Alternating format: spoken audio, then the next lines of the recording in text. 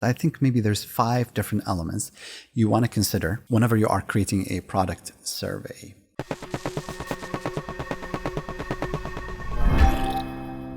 First is understanding what's your goal. What are you trying to accomplish? Are you trying to measure user satisfaction? Are you trying to add a new feature? Are you trying to see the demographics that people use? There are so many different goals, and that will determine what type of questions you are going to ask. That's number 1. Number 2, which people find very strange, is before you actually even launch it on a website, you want to think to yourself, as I'm asking those questions, what are the possible next steps? Well, based on the survey, I might drop a feature. Based on the survey, I might focus my marketing on this. So I always like to say, you know what? Think about the possible outcomes and think about them before you actually conduct the survey. That will make your life easier in making a decision, as opposed to facing some data that you don't like and you haven't thought through, and now you're under the gun of making a decision. Number 3 is segment your data. Understand that when you're launching a survey, are we targeting new visitors, returning visitors, people who bought from us, people who did not buy from us, logged in users, non-logged in users? Different types of users should be asked different type of questions. You can't just be asking, you shouldn't be asking the same question to all of your visitors, because then you get data that's all over the place. Ultimately, your goal is to find cohorts of data and consistencies that's like, okay, well, for our logged in users, they really like this feature, or they're really looking for this feature. So that's what we need to be working on. Another thing that you should do is you really should ask clear questions, unambiguous questions. Sometimes I see surveys on the site and I'm like, I really don't understand the question because I could interpret it in so many different ways. So you need to make sure that the language that you're using on the survey is rather clear. And then you need to determine where you are spending most of your time. There's 3 different parts to creating a survey: pre-launching the survey, the actual survey, and the post. Most of your time should be spent in the pre and the post. Before launching the survey, we thought through it